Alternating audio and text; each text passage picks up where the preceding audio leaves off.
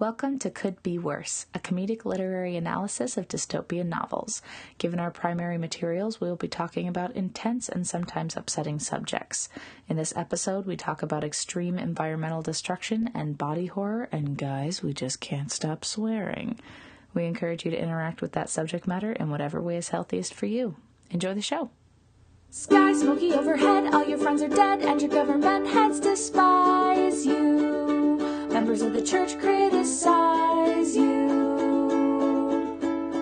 Aliens annexed your country. When the rats or the plague or the bread or the circus or the prevailing lack of a meaningful purpose, if injustice or sadness or robots feel like a curse.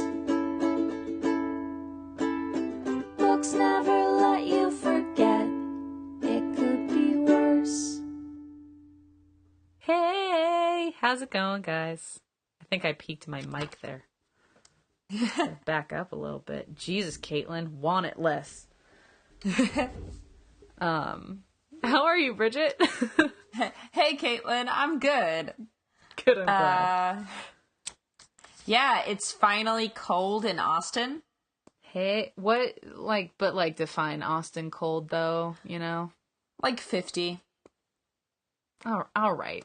It got down to like 48 today. It was very nice. It's going to go back up, so it's going to be in like the 70s for the next week or so, but yeah. I'm taking it. Living room temperature. I'm taking it where I can get it, you know? Yeah. Feeling the seasons as they come. It's, I'm feeling the seasons. I've been able to wear a sweater for the last 2 days. That's been nice. That is your brand right there. Sweaters, yeah. I had a Twitter picture a while ago that was a Snapchat that I think was pretty accurate, which was my ideal aesthetic is oh god, now I'm forgetting the name. I was a anime weeaboo for years. I should remember the name. It starts with an S. Anyway, like a very cutesy anime dock worker. Oh, wait, is there a... Shoujo manga. Oh, shoujo. There we go. Now I remember this particular Snapchat. It was a beautiful Snapchat. You looked fly as hell. But for a second, I thought the word you were searching for was like an anime manga specific word for dock worker that started with an S. And I was like, I watched some animes back in the day, but I don't remember dock workers being a particularly relevant part of the community. They were not. But I will say some hot trivia coming at you for those of you who don't remember. The first person to climb Mount Midoriyama in the actual Ninja Warrior back in the day was a fisherman. And that's the more you know. Right there. Yep. Man, Ninja, United States did the same thing to Ninja Warrior that they did to fucking Iron Chef, which is they got their greasy burger bacon covered hands all over it and just made it weird. I like American Ninja Warrior, but it's not Ninja Warrior at all. Well, yeah, because it's American, my friend. I do like that American Ninja Warrior video where that lady is just like skittering all over the place on that. You know what Is it the Jessie Graff one? I don't know. She's a very little lady. Oh no, different lady. I'm gonna see if I can look this up real quick.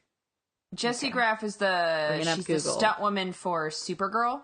Tiny, just a second. Where is home row? Tiny lady ninja warrior. Her name is that worked. I just want to say it was the numero uno result on that one. Thanks, Casey Google. Catanzaro at the 2014 Dallas Finals. One of my top 10 YouTube videos. Just a tiny little lady scampering all over the asses of big burly men. Not actually. That is not what you will see with your eyeballs when you look at the video.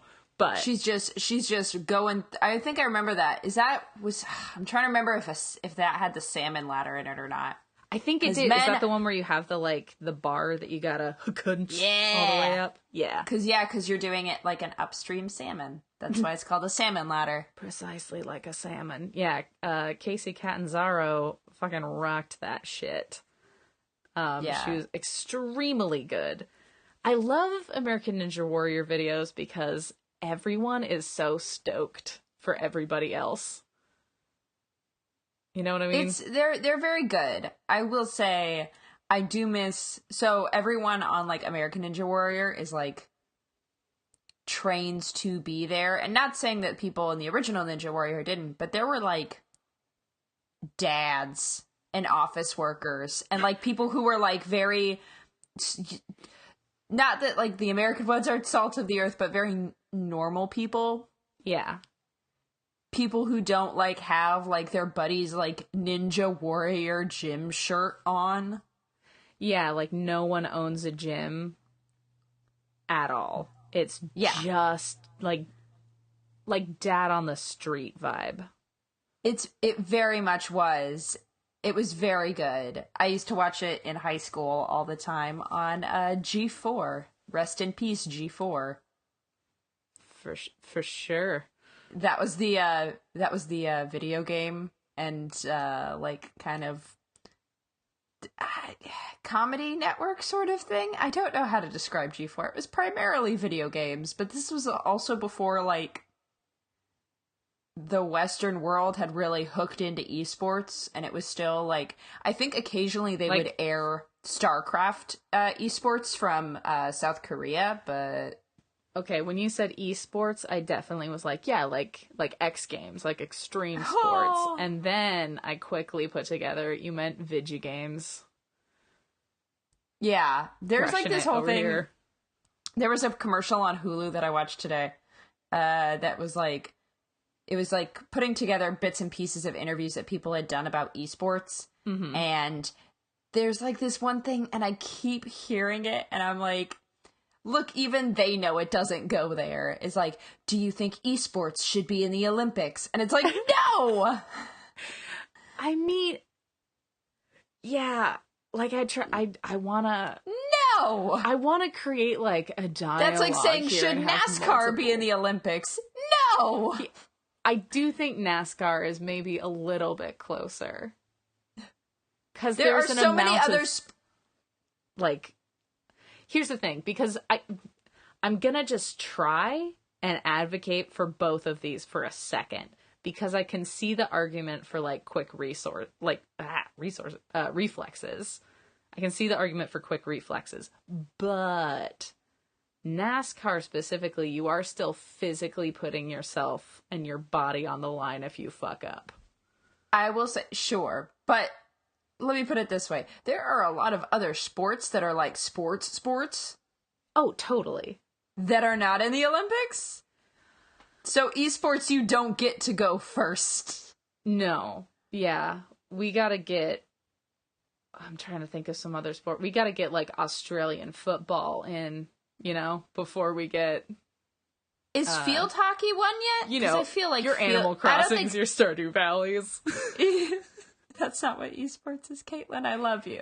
I'm just naming things that my friends play. I just want to be part of your culture. The problem is that your friends all play very, like, chill video games. Yeah, my friends definitely are surrounded by, like, pillows and gentle softs. You know what I mean? Like we like a chill soundtrack, and we like the monotony of farming. Yeah. Yep. You just wanna grind away at your earthbound existence, but like with pixels involved. Exactly. You just want to romance some cute dads. Some cute dads, some small town ladies. I'm not familiar with Animal Crossing. I don't know if you can procure a spouse. You can't, but you can become best friends with them, like very good friends, especially in the new Pocket Camp one, where your friendship actually like has level meters, which is really awesome. God. Wait, can you be like roommates? Can you get to that level with somebody? No. You're the mayor. That would be inappropriate, Caitlin. Yeah, mayors have to live lives of seclusion in caves. How dumb am I, you know? You're too busy running errands and making sure that your town is in tip-top shape and doing public works and trying to get people to donate money to the public works.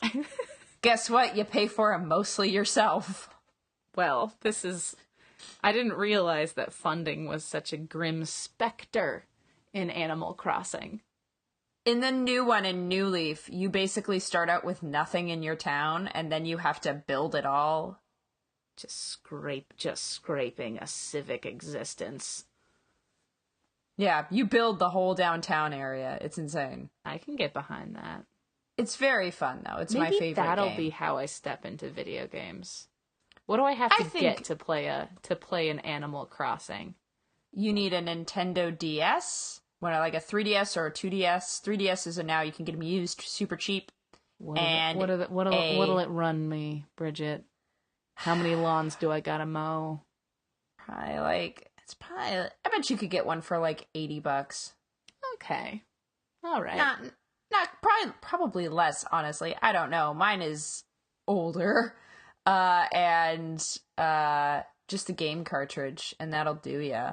You can also get the like little amiibo reader so that you can like get the the different villagers to like visit your stuff. Amiibos are basically I hate to do this because I don't know which came first, but those are like Skylanders, right?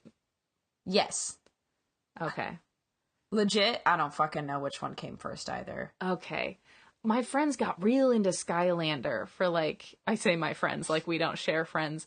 These are not friends that we share. These are people that I knew from high school. I was going to say, if our certain friend Corbin, who has a sports podcast, had gotten into Skylanders, I would have heard about it, and I would have just destroyed him about it. Yeah. I mean, I wish that Corbin Smith, host of Take It or Break It, the sports game show of your... Oh, fuck, I fucked it up. The sports takes game show of your dreams or your nightmares. I'm just trying to plug a friend's podcast. Imagining Corbin Smith playing Skylanders is very, very good to me because, Caitlin, I don't know if you know this. Skylanders is a spin-off of Spyro. He's a dragon, correct?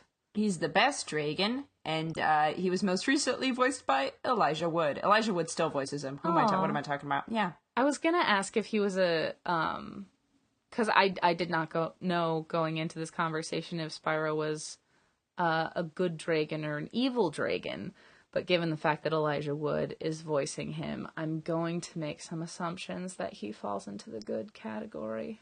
He's a very, very good boy, and I'm super mad. I think we're getting a remastered Spyro game. I hope so. They've been promising it for a while, but the problem is that his IP is tied up in Skylanders. Oh, ain't that always the way?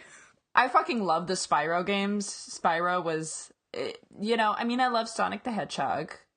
That Mario, he's an okay guy. But wait, Spyro. I loved Spyro as a kid. Never mind. What? I was going to ask how much these three worlds intersect, if at all. Spyro does not intersect. Sonic and Mario have had... There was like the Sonic and Mario at the Olympics video game. Wait, what the fuck? Yeah, there was like a crossover Wii video game that was like kind of Wii Sports adjacent, sort of, where like they would do like different Olympics things, and there was the people from Sonic and the guys from Mario. You know what I kind of was imagining for a second, and I'm not saying that I thought that this might be the video game, but I'm just saying I was imagining a world where this was true. I was picturing Mario and Sonic not like playing games as is their wont, but just like attending the Olympics. Just kind of like an almost Sideways style indie movie where Mario and Sonic go to the Olympics and just take in other people playing games for a second, you know? Is there going to be a really fun, like, scene where they talk about the price of concessions? Yeah, and you kind of, there's sort of a close-up on Mario as he sees some kids buying some concessions, and he's just been complaining about it a lot, and there's this sort of really shallow depth of focus shot of Mario's eyes as he watches these kids, and you can just see, like, just the little crow's feet. And you're like, man, Mario, you've been around a while, buddy. Maybe let someone else play a game. Deep. It would be a terrible movie and an even worse video game. Should we? So do you just want to get into the book? Yeah. Cool. Let's get into our book of the week. Caitlin, our book of the week is Book of the Weed. Hell yeah. Wow. And nice. Nice. Blaze it. Yeah, so it's Feed by M.T. Anderson, which is a lot different than I remember it. Do you want to do the summary? Yeah, let's do the summary. We meet our main character Titus with his friends on their way to spend spring break on the moon. While there, he meets Violet Dern. While she is a teenager like him, Violet shows herself to be different from Titus and his friends in her curious approach to life and deeper interactions with the people and environment around her. She accompanies them to a nightclub where they are the victims of a hacking attack by a member of an organization protesting the Feed, a neural-integrated corporate-run internet that the majority of the population has had implanted into their brains. The attack means that the teens must have their feeds deactivated while the hospital determines if the technology inside them has been compromised. While their feeds are down, Titus and Violet become a couple. When it is deemed safe, their feeds are restored, and the group is allowed to leave the hospital and return home, but Violet's feed is still glitching. Once back on Earth, it becomes clear that Titus's life and Violet's life up to this point have been very different. Titus comes from a family wealthy enough to never think about money, and Violet's family struggles to keep up with the level of consumerism necessary to participate in society. Violet introduces him to the small ways she finds fun in adjusting her consumer profile, confusing the algorithms in the feed by feigning interest in a wide variety of products, making it difficult for the feed to advertise to her consistently. Titus delights in this and other traits that make Violet stand out from his friend group, but finds himself resentful of how much more intelligent she is, having been homeschooled instead of learning at the corporate-run schools, and how she doesn't hide her greater pool of knowledge and extended vocabulary. These traits also cause friction between Violet and Titus's friends. They openly mock the way Violet thinks and speaks, and Violet is frustrated that Titus not only doesn't seem to support her when she is insulted, he seems to agree that her intellect is a negative trait. As their relationship grows more complex, Violet begins to realize her feed is more vulnerable after the attack than she realized. Someone is accessing her feed through her dreams, and when she tries to talk about this with Titus, he is uninterested, ignoring the signs that his own dreams are being influenced as well. The company behind the feed ignores the weight of Violet's complaints about the infiltration. Things become more dire when Violet tells Titus that the attack caused her feed to start severely malfunctioning. The connection between it and her body has become corrupted, and parts of her body have begun to randomly shut down. She is not expected to survive this without costly repairs, which she and her father cannot afford. The underlying tensions of her relationship with Titus's friends and her distress at her impending death come to a head at a party, when she sees the lengths the other teens will go to follow fashion. Skin lesions due to a toxic natural environment have become common to the point of being a trend. When a girl Titus is friends with pays to have innumerable fake lesions cut into her body, Violet is appalled. Seeing her mutilated skin and the rooms full of teens upstairs intentionally causing their feeds to malfunction as a kind of drug, Violet lashes out at the partygoers, calling them monsters and food for the sick system of their dying society. In the middle of her outburst, she loses control of her body and collapses. Titus takes her to the hospital. Violet lives, but things have changed. Her condition has grown more noticeable as she loses the ability to move limbs or parts of her face for hours at a time, and she lost all of her memories from the year before she got the feed. Titus, on the other hand, feels distant from Violet. He resents the things she said during her outburst, her increasing criticism of the society they live in, and he is uncomfortable with her condition and looming mortality. He becomes terse and inattentive, ignoring her long messages to him. When she spends hours one night sending him her memories in case she loses them as the malfunction spreads, he ignores them as best he can before ultimately deleting them, pretending when she asks as if he'd never received them, and making her believe that her feed's ability to send messages and communicate has been compromised. The petition Violet and her father have made to the company that makes the feed to either fix it for free or help them find a corporate sponsor to undercut the cost of repairs is denied.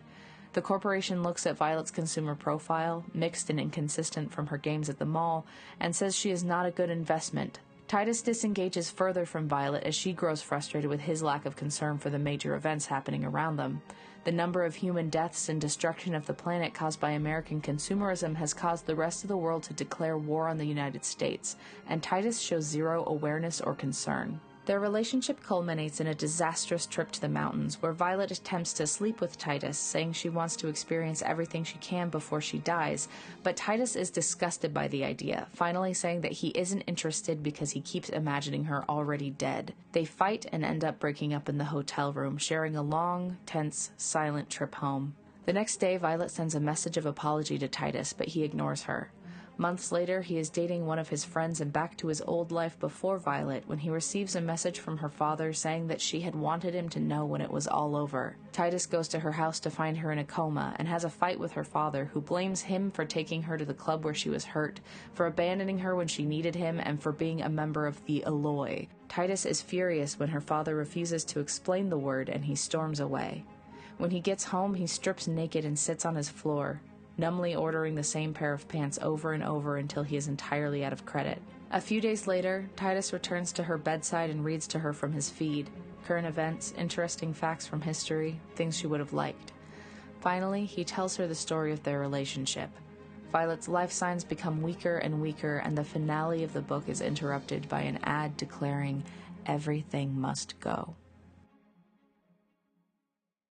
So let's go with initial impressions and then get into the meat of it. Bridget, how do you feel about Feed by M.T. Anderson? So I feel it's so weird because I remember reading this book probably when it came out, I think, or like shortly thereafter, because it was written in 2001 and I was reading... It was published in 2002. 2002, but I was reading young adult novels, so yeah. I was reading young adult novels in elementary school. My mom was not paying attention, and I read some Francesca Leah Block books. Oh, girl, same. Too early, same. Because my mom was like, "Oh, fairy, cool, yeah, you can read that," and it's like that full is of like the first one. You're talking about I Was a Teenage Fairy. My very first Francesca Leah Block book. Girl, same. Girl, same. That was such a fucked up book. Yeah, did you ever read Echo? I didn't read Echo. It's a short story collection. So, all of her stuff takes place in the same universe. Yeah. So there's like repeating characters from all of her books. But there's like parts in Echo, which I read when I was 10, that are about like child sex trafficking. Yeah. There's a... Wait. Is that the one that's just a short story collection of like kind of fairy tale retellings? Yes. Yes, I have read that.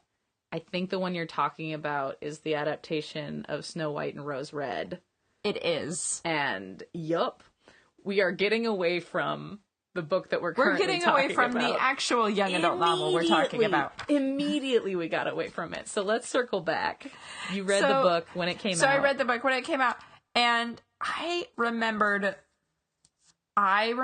falsely, obviously, Violet being much more of a, like, an obvious activist.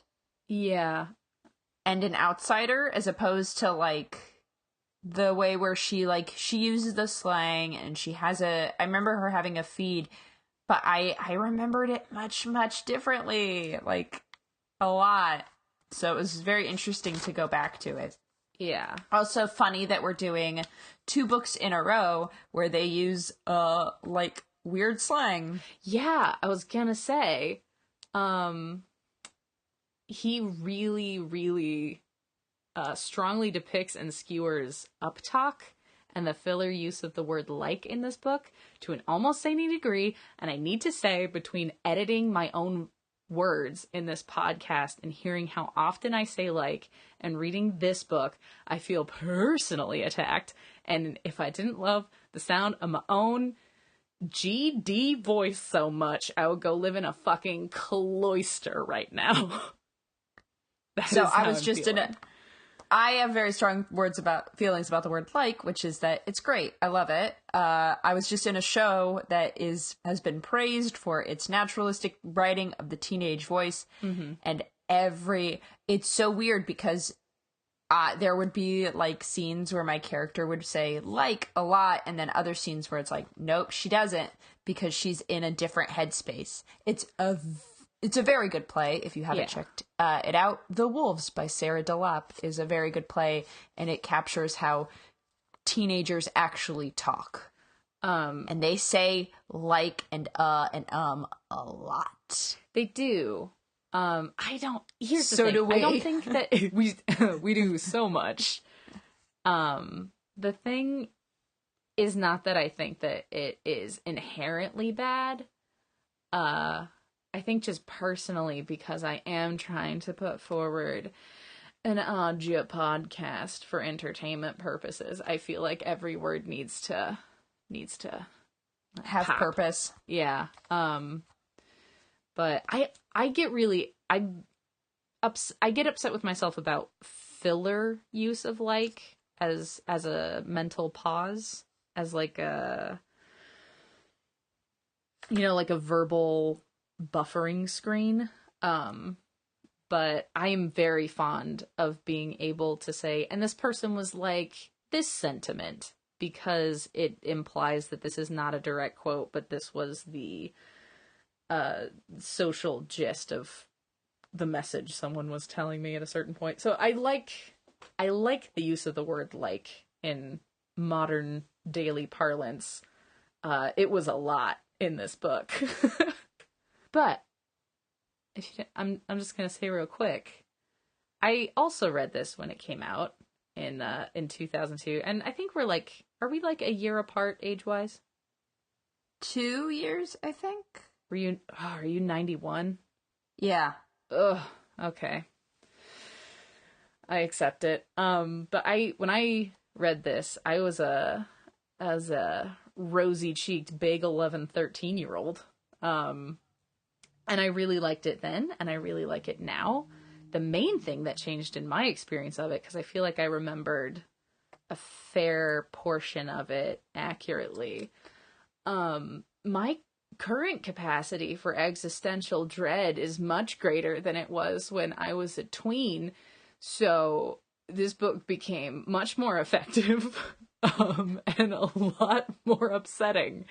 Because I remember it just being kind of like a fun sci-fi book. And then reading it this time, I was like, cool, we got body horror. We got police brutality. I know what Kent State and Stonewall are now. So the references to that are actually evocative of shit for me. Yeah, the Kent State culottes. Yeah, I actually had to look up one of the riots that they mentioned. For context, for our listeners, who ostensibly this podcast is for, at a certain point, when Violet realizes that people are tapping into their feeds while they're dreaming, when she contacts Titus about that, Titus is dreaming about riots. And then the next time they all hang out as a group with all of Titus's friends, 2 of his lady friends show up, and they're wearing this new type of fashion called riot gear. And it's like the Kent State collection featuring Stonewall clogs. There's Stonewall clogs, and then there's a Watts Riot top, and Watts Riot is the one that I had to look up because I was not aware of that one. There's also the World Trade Organization windbreaker. Yeah, it was a lot. Although if you're gonna make something, make it a windbreaker for that one, I guess. Yeah. But that part was savage. That was because that felt real as hell, and maybe that's because that kind of that whitewashed Stonewall movie has come out. You know what I mean? Ugh, yeah. But yeah, all of the world building hit so much more strongly reading it this time around. Oh, absolutely. Yeah. Like, it did not. So there's a part in which they're talking about the colors of the ocean, and I'm like, oh, it's all oil. Yeah, because it starts out and the first color they do is blue, and then they're like purple and orange, and also we have to wear hazmat suits just to be near it, and it's like, Jesus Christ. It's all pollution and toxic waste and oil. It's a giant oil spill now, which is terrifying. The environmental stuff was probably the most upsetting to me. Do we want to talk about the world, the America that this novel has created? Let's do it. Let's talk about it. Why don't you start us off? So, first of all, the planet's dead, basically. Yeah. What few animals are left are, like, carefully contained for viewing, basically, just so people can see how it used to be. Or highly mutated. They talk about, there are fungus forests, kind of like inside the walls, and slugs that are big enough for a toddler to ride side saddle. There's also, the whales have, like, an exterior coating that, because the dad goes whale hunting, which is his job. They describe them as laminated. Yeah, so that they don't get killed by the oil, but so that they're still in the ocean to give you the, like, real experience of hunting and killing a poor whale. Yeah. There's also a bit where Titus's dad is talking, because they go on a date at a certain point in the book, and they're deciding whether or not to go out to farm country or go to the forest. And Titus's dad says, oh, well, you can't go to the forest because they cut it down to make an air factory. And when Violet gets upset that they cut down trees, which make air, to build an air factory, he looks at her like she's an idiot. And it's just like, well, air factories are more efficient. And she was like, but we need trees. And he just looks at her and is like, why though? Yeah. It's a rough exchange. Yeah. Sidebar, because I did want to talk about this. Yeah. The way Titus's dad talks is very weird. The way all of the adults talk is super hilarious to me. Yeah. It's also, oh my God, can I say something very quickly? There's so much about this book and the world building that is so zany that I feel like this is just going to be just Matryoshka dolls of sidebarring. But there is a line where the doctor is talking, I think, to Violet when they're on the moon, and their feeds are getting all fucked up, where he's talking to her about her test results, and the doctor is describing something, and they're like, yeah, the, thingy here is really not looking good. So the doctor says thingy as, like, a technical term. And then later they're talking about one of the friends' parents and how they're always away at choking parties. Yeah, and I did want to talk about that. Get it, you horn dogs. Everyone is so sex obsessed in this world. That's Quendy's parents are at choking parties, which, like, everyone's doing now. Yeah. Which is terrifying. What the fuck is a choking? Can I talk about the three? I mean, Bridget, like, that's definitely like a. I know what I mean. It's like a key party, but for, like, erotic asphyxiation. I have trouble with that word. It's like an enemy for most people. I just fucking can't with it. You know what? I can't imagine it comes up too often, so I think you're fine. But there were three specific things in this book where it was like, well, that's just the horniest thing I've ever heard. One of the things was choking parties, and everyone knowing that their parents were going to autoerotic asphyxiation parties. Certainly that went over my head when I read it the first time. His little brother, who has to be I 7 love that or part. under. I love that part when he's listening to the song. Wait, let me pull it open. I have it written down. Intercrural or oral ain't a question of moral. Intercrural. Jesus. You know? Like, he's just like singing it at the dinner table, and he's a little baby. Like, he has to be under 2nd grade, certainly. Yeah, he's probably like 5 or 6. Yeah, and screaming that at the family dinner table, and then when he does get in trouble, it's not because he's like listening to a song about straight fucking. It's because they're like, hey, you're supposed to be defragging during dinner. Or like networking with everyone else's feed. Come on. So that's number 2. The third thing is, so they're on their date and they go to this beef farm, which we'll talk about in a hot second. Yes. But she's telling this story to him about how she likes to delay gratification for herself. So she'll think about buying a thing for a really long time before she buys it. And then she'll buy it when it's on back order so that she has to wait longer. And then she'll switch the shipping so it takes a few days to get to her instead of an hour. This entire story made me feel really bad about having Amazon Prime, and certainly for once having used Amazon Prime now.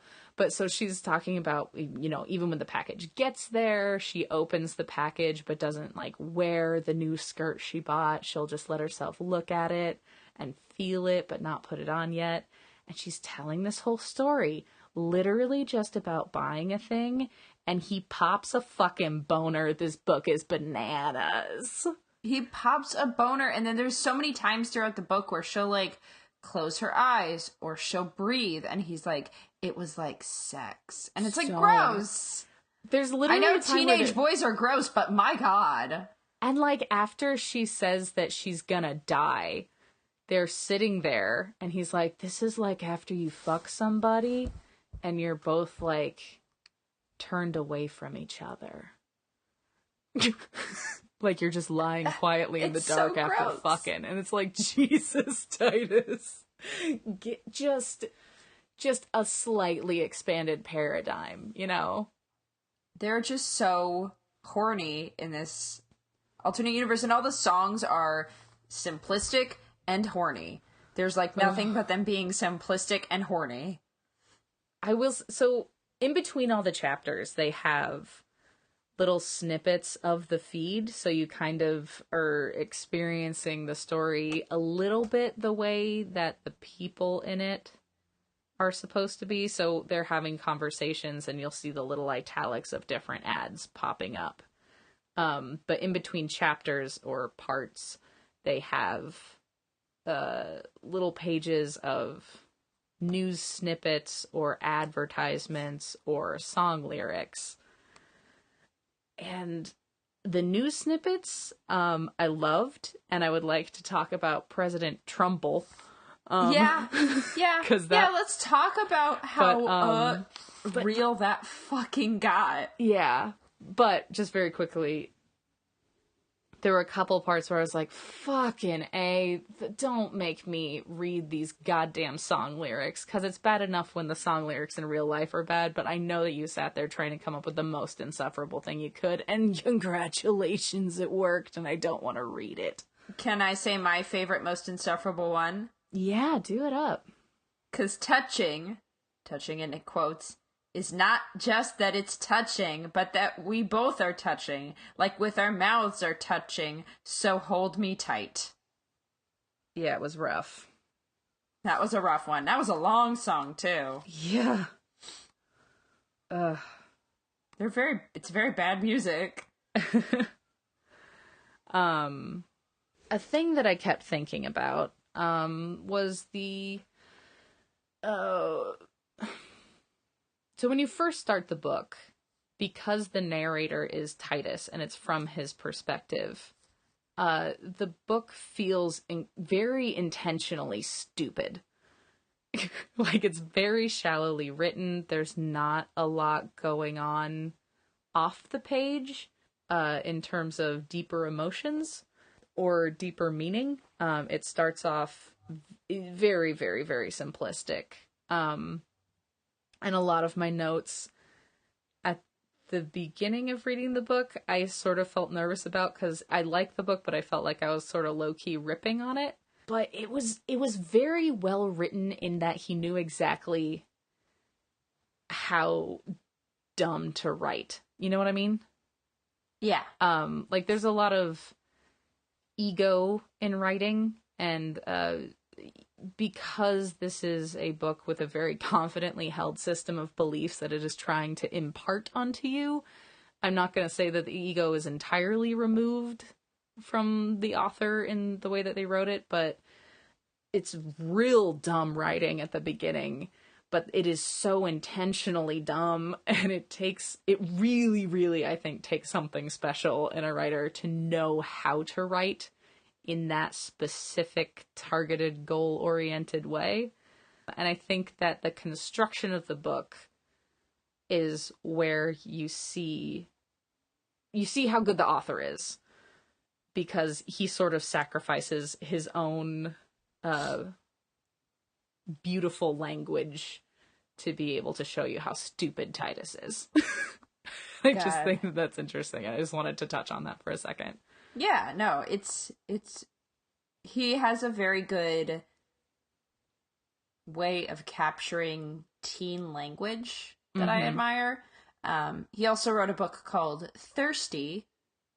It's a very good book about a teenage vampire. I remember it very well. Yeah, here we go. I hear the clickety clack. But that book I remember very strongly because every time I see a casserole that is particularly, like, you know when cheese gets sweaty because it's like all too much together? Oh, do I know about how when cheese gets sweaty? So there is a scene in Thirsty, spoilers, where he goes to like this like kind of like vampire mixer, and he sees this casserole that's on the table, and it's basically like a, you know, like a ham cheese pasta pea kind of casserole with noodles. Yeah. Except it's human flesh that's in there. Oh boy! And he describes like the sweatiness and of the cheese and like the consistency of it. It's very gross. No. So every time I see, stop. I'm so upset. Yeah, every time you'll see like a blanket of sweaty cheese, I am always like, could be people. he's such like a Midwestern Hannibal. Oh my god, he's such a visceral writer. Yeah, so when we're talking about flesh, we're talking about visceral. Let's talk about the meat maze. Yeah, let's talk about that beef farm. So just for context, for my experience of this book, every time I think about Feed, because Feed was one of my favorite YA sci-fi books for a very long time, every single time I think about it, the beef farm is the thing that I picture, because there's the... So, Bridget, would you like to describe the beef farm? So, at first you're like, oh, a farm, how nice. And then it's profoundly not a farm. That's not how farms work. So that ain't how farm do. That ain't how farm do. They go to visit because they say, our feeds caught a banner from a farm that invited visitors where you could walk around and see everything grow. And then you're like, okay, yeah, grow. That sounds nice. No. It was a filet mignon farm. All of it. and the tissue spread for miles around the paths where we were walking. It was like these huge hedges of red all around us, with these beautiful marble patterns running through them. Yeah. Yeah, so that's what I picture. And there were, like, tubes. And then there's also a very gross part where he talks about, how, like, sometimes it mutates. Yeah, so... Yep, this is 100% the exact passage that haunts me. And has haunted me since I was 13. We could see all these miles of filet mignon from where we were sitting, and some places where the genetic coding had gone wrong, and there, in the middle of the beef, the tissue had formed a horn, or an eye, or a heart blinking up at the sunset, which was this brag red, and which hit on all those miles of muscle and made it flex and quiver, with all these shutters running across the top of it. And the birds were flying over, crying kind of sad. Maybe seagulls looking for garbage. And the whole thing with the beef and the birds and the sky, it glowed like there was a light inside it, which it was time to show us now. Gross! In the middle of the beef. God, there's just so many good combination of words in there that I never want to hear again. Like, you hear about when you watch cooking shows and they talk about, oh, the marbling on this beef is gorgeous. Yeah. The marbling on this steak. Wow. Amazing. And then it's just like, cool. I don't want to see that like the size of a hedge maze. Yeah. I also and just it quivers. It quivers and it shudders. So much have I thought about this in my life. I have had this in my head and occasionally wondered about it for over a decade. About what, like, is it under some kind of plastic? Like, it never says it's in a container. Certainly it indicates that there's no kind of skin over it. It very much kind of seems like it's just muscle. But it's just like, it's an open air steak maze. Yeah. Because they say there's tubes. Yeah. That like, so there's run like blood brings to it. But it doesn't mention any kind of covering. And so I've always just like wondered if there was like, if you could just like, just touch it. You know what I mean? Like, if you're walking through the beef Do you maze, come away bloody? I would imagine you wouldn't want to get that on your clothes. Do you touch the beef? Do you want to touch the beef? Are people touching the beef, Bridget? Bridget. I mean, when you're trying to run away from someone in a maze playfully, you're going to grab onto the hedge and you're going to hook around that corner, so probably, yeah. Oh boy, oh boy, oh boy. Yeah, just grab onto the muscle and swing yourself around the corner, get a little extra speed going. Yeah. Can you imagine, like a remake of The Shining, that the only thing that's different is that the maze at the end is made of beef? I see. I was going in a different direction. I was thinking of the Queen of Hearts Garden and Alice in Wonderland. Blurg.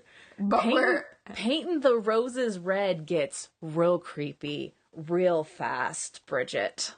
Yep. I will also say I enjoy the fact that they're like, and then we got cider donuts, and it's like, cool. Yeah.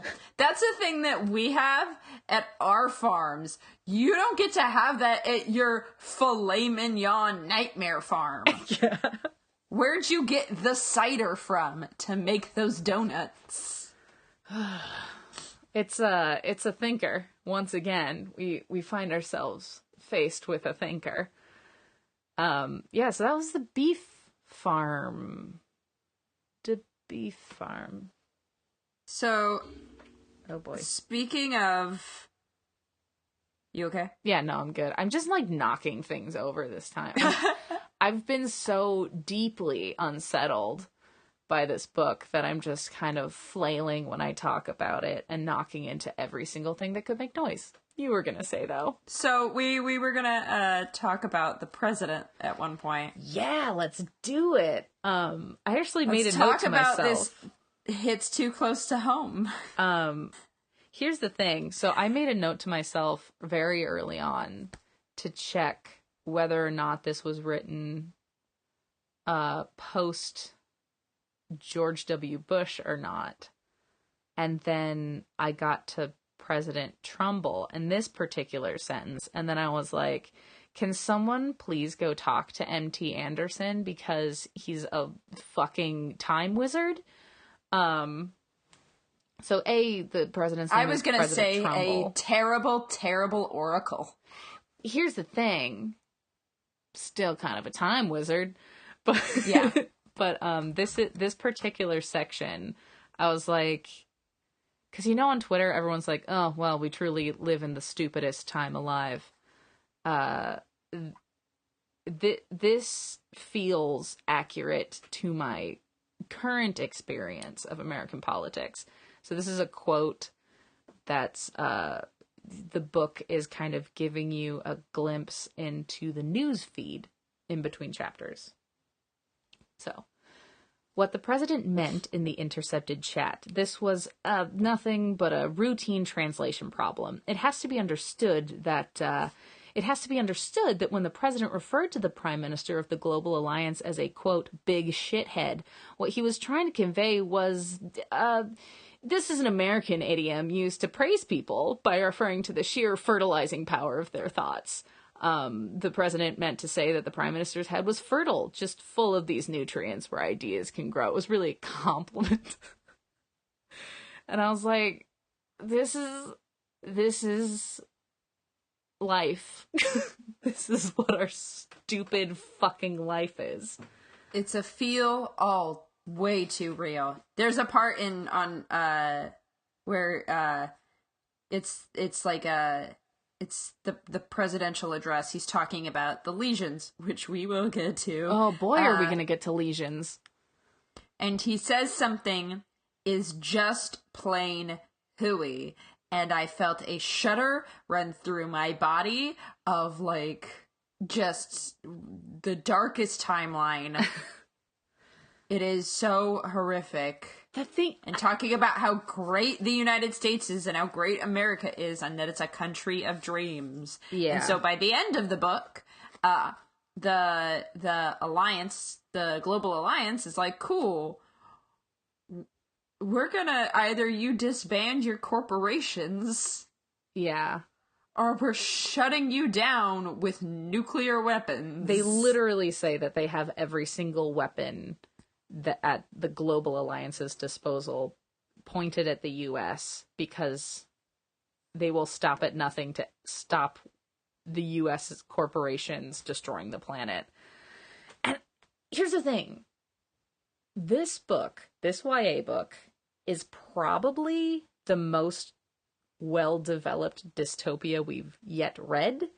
And it does that by being a direct and scathing indictment of actual America right now. I mean, not right now, but like 2002 and projecting forward. Yeah, right now. Because I just, like, everything is about the exploitation of the planet and of people who are less socioeconomically, I wouldn't even say gifted. You know what I mean? Like, basically class warfare, labor exploitation, and it, like, the things that are in here, like, for example, school, anytime they mention school has a trademark symbol after it, which initially it's kind of eye-rolly, and you know what I mean? Like, when you're reading something, you're like, preachy. I think it's funnier that clouds are trademarked. Yeah, clouds. Because, like, you can't live in the regular environment anymore and be okay. So everyone lives in these little neighborhood, like the cul-de-sacs and the developments are all these little tiny bubbles where you order the weather in. And so the clouds are a service that you order. But school is owned by the corporations. And I'm going to read a quote about it. And the way that I did quotes this time, because I am a bunch of numbnuts, is I took pictures of my Kindle. Don't live your life this way. Okay. So I'm just going to read a big long quote here. Okay, but sometimes, though, I did get worried that she was too smart for me. I don't do too good in school. TM. We were back in school. TM. I'm not going to do that every time, but know that every fucking time there's a TM symbol. So I was reminded pretty often that I was stupid. School is not so bad now, not like back when my grandparents were kids, when the schools were run by the government, which sounds completely like Nazi, to have the government running the schools. Back then it was big boring, and all the kids were meg null because they didn't learn anything useful. It was all like, da-da-da-da-da, this happened in 1492, da-da-da-da-da. When you mix, like, chalk and water, it makes nitroglycerin and that kind of shit, and nothing was useful. Now that school is run by the corporations, it's pretty brag, because it teaches us how the world can be used, like mainly how to use our feeds.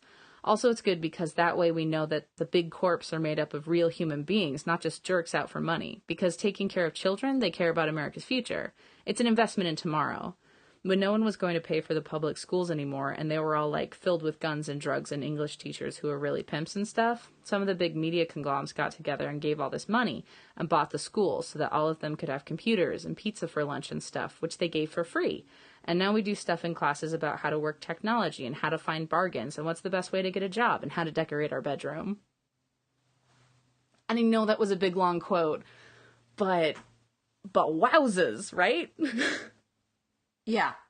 And I feel like when this came out, it was right around the time that it was becoming a thing for, like, Coke to help schools out with funding if they could put vending machines in. And maybe it was just because this was around the time that I moved from a very small town to South King County, which is just a much bigger... Like, here's the thing. I moved from a town that was roughly 2,000 people to an area where the high school was 2,000 people. And so it was just, like, a very big difference in culture. And also a big difference in the things you had access to. And it was so weird to me that there was a Coca-Cola vending machine in, like, every hallway. See, when I was a kid, I went to an elementary school where people's parents worked at certain companies, and so they would get the companies to, like every year, FedEx sponsored our jogathon. Huh. So we would get, like, FedEx swag. We really want those elementary schoolers having brand loyalty when they're shipping their packages. Yeah, basically. That's a weird one.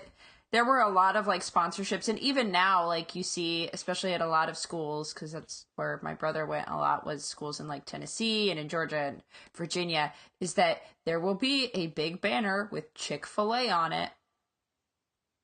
So weird. Because Chick-fil-A is like, oh, if you raise enough money, if you guys read the most books, then you get a Chick-fil-A nugget party. Yeah, I mean, there were also, I guess, kind of things. I never really connected programs like the Pizza Hut one, where if you brought in your report card, you would get like a free personal size pizza. You cleaned up at that, right? Because I cleaned up at that. Oh, Bridget. Did I clean up? Here's the thing. When I was in elementary school, didn't even like pizza that much. Because I'm very picky about my sauce. Oh, we differ so much. B, this is the most Bridget thing I've ever heard. I am always me, all the time. But I was very particular about my sauce. We had like Little Caesars Pizza Day like once a month, and that was the only time I would get like the school pizza lunch, because that was like, I'm like, I can tolerate that. And even that, I was just doing it because I was like, well, everyone else is doing it. I guess I'll do it. Sure, fine. But simply because I wanted to show up everyone else, I ate so many fucking personal pan pizzas in elementary school because, I mean, A, we were poor. It's free pizza. Awesome. B, like, oh my God, I read so many books. Suck my dick, everybody else. Now, by the way, you don't get that. Now it's like, you have to take these, we did not have these when I was a kid. They have AR tests now, which are like, What is it tests your knowledge and reading comprehension of the book to like prove you read it. Oh, and you we get did do so that. many points. See, I did not have that at my school. We just had reading levels. I just read what I wanted, and I told people I read it. There, And they believed me because why the fuck wouldn't they? I was friends with both of the librarians. I went to my librarian's 60th birthday party. that's the cutest fucking thing I've ever heard. Yeah, the assistant librarian was my downstairs neighbor, Mrs. Glass. She's really awesome. She was like my babysitter throughout the entirety of elementary school. This is the greatest news. And I went to Mrs. Lucier's 60th birthday party. She was the main librarian. Bridget, I and can't. I remember going into the other room because I went with my dad, and I hung out with her 13-year-old son. I was like 10 at the time, and I thought he was the coolest. And he showed me, like, he's like, yeah, I went paintballing. These are my welts that I got from paintballing. And I thought they were the coolest. 13 is like the 16 of tweens. You know what I mean? I thought he was so cool and so cute, and I was just like, oh my gosh, you play paintball? That's so cool. That's so Do you like the bad. X Games? I like the X Games. How do you feel about esports? Because we were tween teens in early 2000s, late 90s San Diego. You were required by law to enjoy the X Games. Oh, you knew about Shaun White. Oh yeah. So when you read, real quick, just because I feel like we're getting all of our brand talk out right now, there's a certain point where they're in the mall and they talk about there are these like hot cross buns that are literally being wheeled around in a wheelchair, and everyone fucking knows it's a Cinnabon MT Anderson, and you should have just called it a Cinnabon, because I know that this book came out before that, what's his fucking name? The Hot Pockets comedian. Jim Gaffigan. Jim Gaffigan. I know this book came out before that Jim Gaffigan bit, but he literally has a bit, doesn't he, about... Hot cross buns, yeah. Well, about Cinnabons needing like a wheelbarrow to move them around in? Yeah. Oh man, did Jim Gaffigan rip an iconic bit off from a young adult novel? It would be weird. Get Gawker on this shit, fuck. Pour one out. But moving on from the brand talk for a second. So you were a voracious reader in elementary school. I was a voracious reader in elementary school. And I think I'm going to put out a theory that the reason you remember her being a bigger activist and like a stronger, opponent of the society that she's in. I mean, which she is, but not as intensely as you remember. I'm going to say that maybe it's because you and I both identified with her super strongly, because everyone tells her that she talks weird and she needs to stop showing off with big words. And like, people told that to me my entire life, and I have a strong feeling they told you too. Oh yeah, I remember when I was in 6th grade, and I went to a school I went to a new school, and it was very dumb. Sorry. Like the dumbest school I've been to. And I said, oh, I have an optometrist's appointment. And literally everyone I told that to was like, what's that? Oh, God. Yeah. I was like, that one's rough. Yeah. This is also the same school. So it's still there. It's back now. About 3 weeks into my being there, I had been to it once. the library was set on fire. What? I like don't remember if they style? ever. Like They were pretty sure. I remember them. I remember them saying it was like that. Like it was an electrical fire, but that the wires had been tampered with so that it would catch on fire. Jesus. That's the smartest way to start get that arson career going, though. Yeah, and the library was in the middle of the school. Oh boy. So it was like this burned out husk. So we couldn't come to school for like 2 days. And then we came back and there's like, it's a 2-floor school. So there were doors from certain classrooms that led out into the library that would just now lead out into like a drop. So the doors were like sealed shut and had like caution tape all over them. Can I say, if this was a book or a movie about a failing school, and failing in that it's failing its students at educating, and there was a point in the book or movie where in the heart, the like actual physical heart of the school was a library that was a burned out husk, I would be like, metaphor's a little too heavy hitting. Yeah. It's a little too heavy-handed, guys. Come on. So I had one good teacher there. It was my French teacher. Everyone else was like the worst.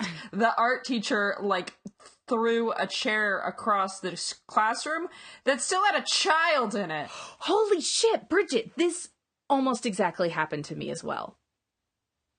When I was in 2nd grade, I had 2 pregnant teachers. Fuck. One was very nice. One was probably having a real rough go of that pregnancy, it sounds like. Oh my god, she was, here's the thing, I think she was just a bad person. Like, I hate to say that, but the nice one was very, very stupid. This is the teacher, I tell this story all of the time, so Bridget, I'm sorry that you have to hear it again, but it's brand new to the podcast. We were learning proper nouns, and my dad flew helicopters for logging companies and fire and rescue situations. So he was all up and down the West Coast and in Papua New Guinea for long stretches of time. But when he was on the West Coast, we would drive from Eastern Washington to spend whatever breaks we could. And we went to Concrete, Washington, and we were learning proper nouns. And I was like, and as a way of demonstrating this, my teacher was like, well, where did someone go on Thanksgiving break? And I was like, I got this, because concrete, when it is a word that is usually a regular noun, but when we're talking about Concrete, Washington, it's a proper noun. So it's like the perfect example. And I raised my hand and said that. And she's like, oh, Caitlin, I think you're confused. Concrete is like, well, it's like pavement, Caitlin. And I was like, no, I know, but it's also the name of a town. And she was like, oh, honey, no, you don't know what you're talking about. And I got furious, and I stood up out of my chair, and I just yelled, like, where is a map? I will prove this. And she threatened to send me to the principal's office. And that was the nice, dumb one. But see, the mean, vicious one picked a kid up by his shirt. It's not quite the same. She picked a kid up by his shirt out of his chair, threw him several feet, and then picked the chair up and threw it at him. Yeah, that's like how you get fired even in the 90s. Not if you go to a very small town school, Bridget. That is true. Where everyone knows each other, and it's just like, well, that's just... It's such a Matilda situation. See, I went to a school in San Diego that had like a pretty wide spread of like class. Mm-hmm. But it still was one of those situations where it was like, oh, if you tell someone something happened, it's probably going to get taken care of.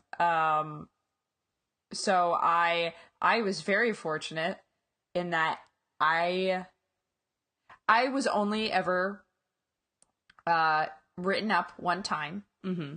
And I got out of that. because my mom worked in the same school district education system, so she knew the principal, she knew the vice principal, she knew the school nurse. I went to the librarian's birthday party. The assistant librarian was my babysitter.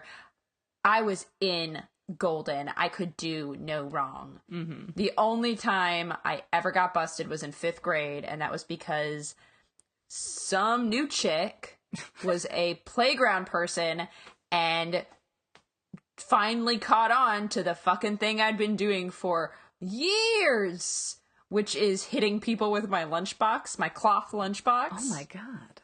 Bridget. And she said, that's a weapon. And I'm like, no, it's not. Bridget, violence is never the answer, though, Bridget. It is. When people say dumb Good point. shit. Rebuttal taken. It is. How was I so There funny? we go.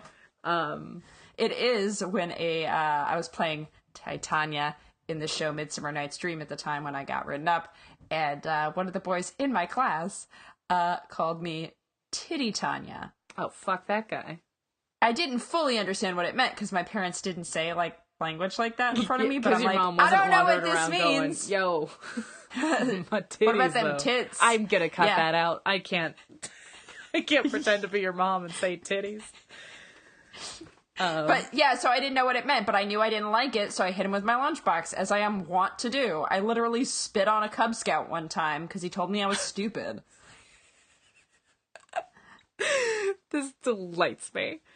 I was one a time, very my low-key, subtle, violent child. I got bullied a lot, and I didn't ever hit anybody as a result. I hit someone once, but we worked it out. It was because You she were was bullying shaken to someone your else, core and then I by was it. like, look, we're getting sent to the principal's office, but they're showing a movie in class today, so let's just say we're friends now when we get in there, and then we'll just never talk again. And she was like, fine. But one time, this dude told me that the reason that my dad was not at home, which I knew was because he was flying helicopters, but this kid said it was because my dad didn't love me. And so I just kind of stood there for a second, and then I yelled, dog pile, and everybody jumped on him. And dog pile had very recently been made a, suspension-worthy offense. And because he was at the bottom of the pile and the recess aide didn't really know how a dog pile worked, she was like, well, you started it. And so he got in trouble. I found other ways, but they were still violent. So I guess I'm a hypocrite.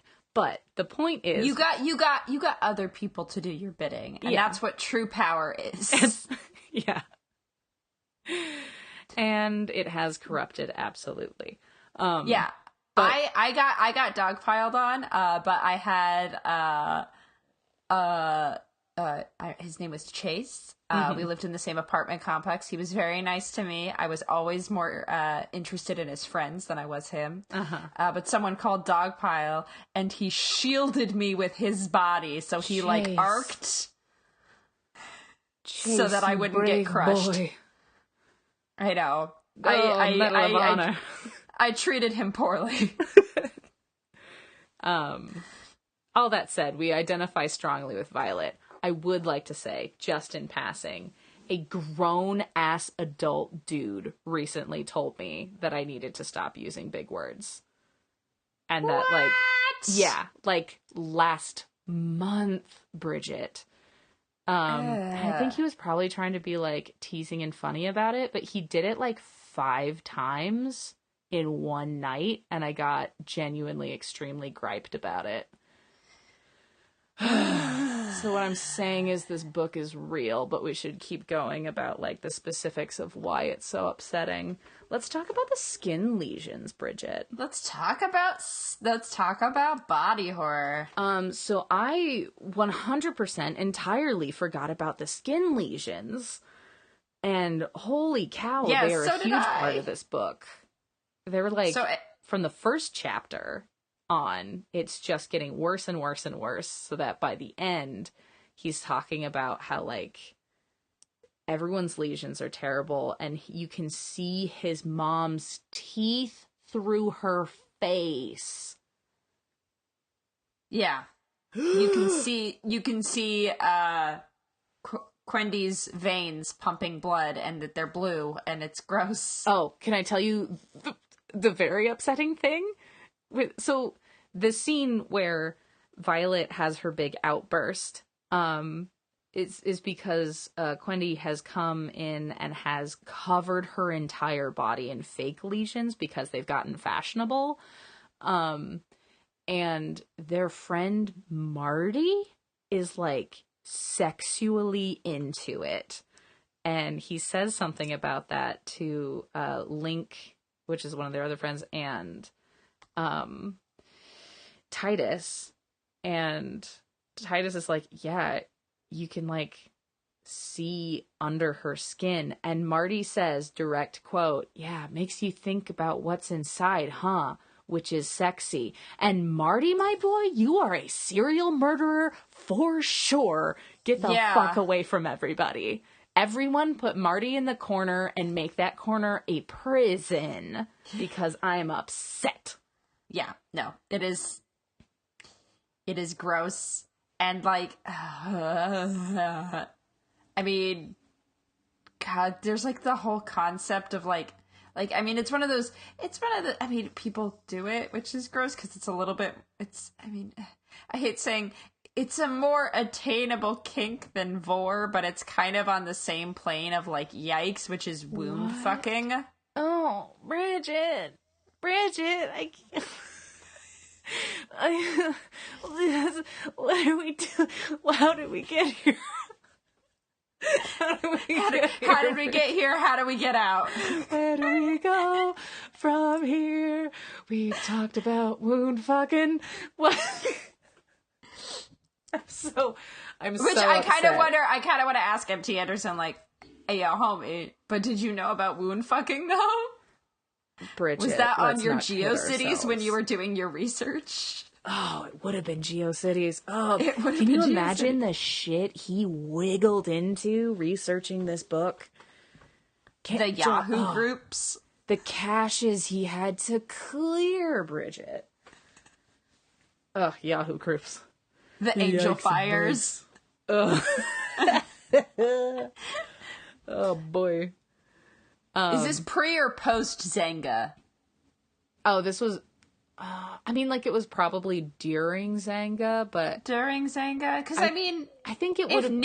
If Neopets was around... I think it would have been early Zanga, if anything, right? Yeah. Because that was, like, a contemporary of LiveJournal, and I was maybe behind on some stuff, but I didn't get a LiveJournal until I was, like, firmly in my teens. Like your 15s, your 16s. I feel like there was a crossover chunk for LiveJournal and Zanga, and where Zanga's moon was waning as LiveJournal's was waxing, and then to each their seasons, etc. Look, I just know that Neopets has been around since the dawn of time and will die with the end of time. It's the Alpha and the Omega. God. The only thing I can think about with Neopets is that I knew people who, like their friendship ended over Neopets stuff. And so I've just, like, it has this very dark air around it in my mind.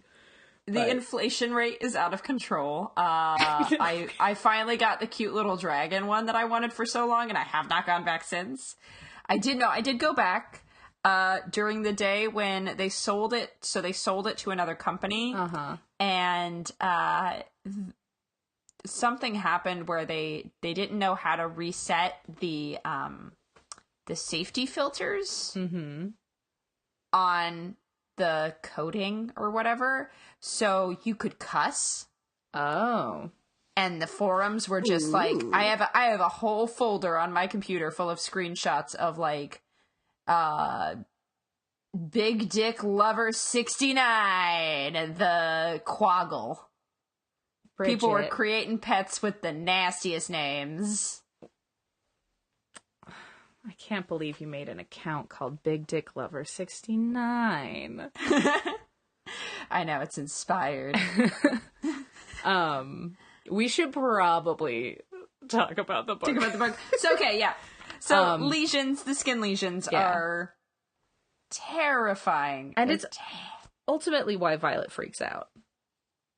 Yeah, she just can't take it anymore. She can't take that they've just accepted them as normal and, like, sexy. Yeah, because it started out as, like, it starts out in the beginning of the book where they're like, it's so gross, I feel so bad about my lesions, and she meets them by, like, reassuring them. One of them, I don't remember who. Quendi. She reassures Quendi that, like, it's, the face is a grid, and yours is off center of the grid, so it's not intersecting one of the lines, which, I mean, if you've ever drawn a face with the drawing guides, you know where the lines are. Yeah. So it's on the side of her jaw, so it's not intersecting a line, and she can, like, use it to, like, frame her face. Yeah. But they talk about how they, like, are weeping pus. Yeah. Oh, God, it's so gross. And that, like, when Callista comes in with the fake lesion on the back of her neck at first, it's like, it's got, like, fake latex pus beads. Yeah, and you can, like, but it is an actual cut in her skin. It's a cut in her skin. That they've been covered with plastic to make it look bloody and wet. I'm sorry for those words. But it's still, like, a deep enough cut where you can, like, see the muscles and bones. Yeah. And one of the things that Violet yells when she has her freak out is because they're all playing Spin the Bottle, and she just calls Quendi a monster for covering herself in these, like, paying so much money to open her skin up and have fake lesions. And the quote that she says that I was like, Jesus, was, we're playing games and our skin is falling off. Yeah. Although I do want to know, because it's clearly caused by the feed, but, like, I don't know that it is clearly caused by the feed. It's caused by some kind of environmental factor that's caused by the corporations. Yeah, because they talk about how there's ambient radiation. Yeah, and that's why, her Violet's parents wanted to have her naturally, but there's too much ambient radiation, so they had to go with the test tube. Yeah. What did they try to call it? Like, they wanted to have me freestyle. Yeah, freestyle. It's like, just straight fucking. But yeah, that whole aspect of things is real rough. And that big explosion that she has about the lesions is how she ends up kind of, like, going towards her death. Which is just real sad. It just gets real sad. It's a rough time, and it just firmly, like, even at the end, it's like, okay, but you're still kind of a garbage narrator. No, yeah, Titus is, so, like, even Quendi, who is, you know, stunted enough by their society to think it's a good idea to get her skin all cut up to look like she has a bunch of sexy lesions. She calls him out on being a self-centered crap bag about Violet's ish.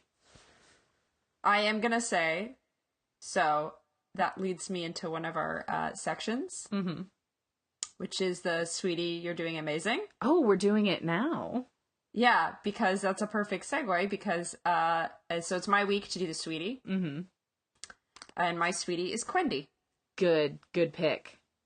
Love that pick. Because Violet is like, I want to be normal, but she's very judgy.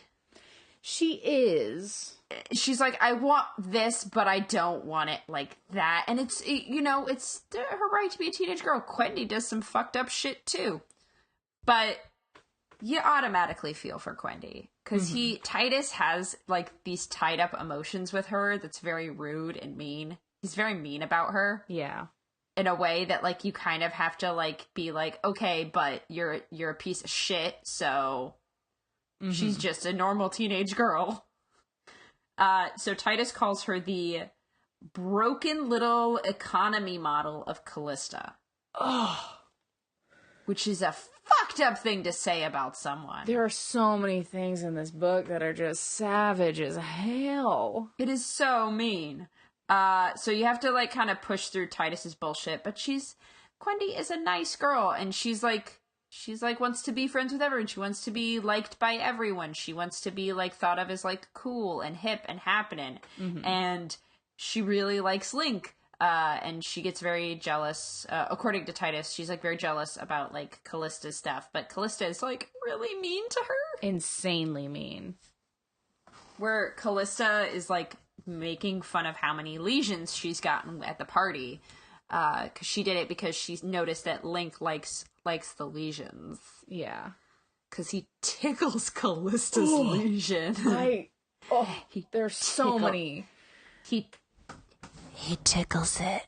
He tickles it. I have never been more angry at you than when you just whispered those sweet little syllables in my ear. Get some good ASMR going. I'm going to tickle your lesion. I'm gonna march my way across this great nation and turn your mic off. I'm going to go to Texas. I will start walking right now. We'll pass along the way. Yeah. Oh, hi, bye. No, but yeah, it's so Quendi is my sweetie of the week because there is a really awesome thing that she says that is like really genuinely like a nice kind of healthy thing that she says. Hang on, I'm getting to the page. So, after Violet shuts down at the party,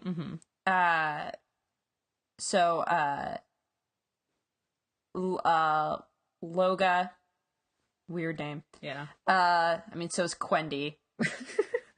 But at least I get the root of that.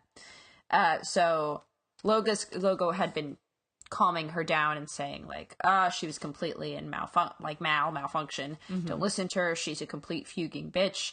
And Titus tries to defend her, and Quendi like cuts him off and says, I know that was just what I like needed to hear then, which is very self-aware that like, I know she's not, I just need to hear things in the moment to make me feel better, but I can understand and fully, I get the concept that Violet's not a bitch. I just needed to hear that. Yeah. And like, which is very smart for like a teenager, especially a teenager in a weird dystopia where you have brands coming across your vision all the time. Yeah. Like, so there's this thing that I was wondering about, that Quendi's like moment of really good emotional clarity in that scene, because she also talks about how Titus is making Violet's disorder that she's experiencing about him, and that this is something that Violet is going through, not Titus, and so he needs to be there for her. Needs to be there for her and understand it. She's like, oh, it's the limbic system. That's what's messed up about her. Yeah. Like, Violet has not spoken to her about it at all, but she knows how the feed works. So she's like, oh, her limbic system is shutting down. Here, let me send you some information so you can be more, like, aware about your supportive and aware about your girlfriend dying. Yeah, and I feel like there's this big thing in the book about how the feed is shortening their emotional scope. And I can't tell if that's because of the constant emotional mollycoddling that the feed kind of puts towards them, or if it is just unique to Titus.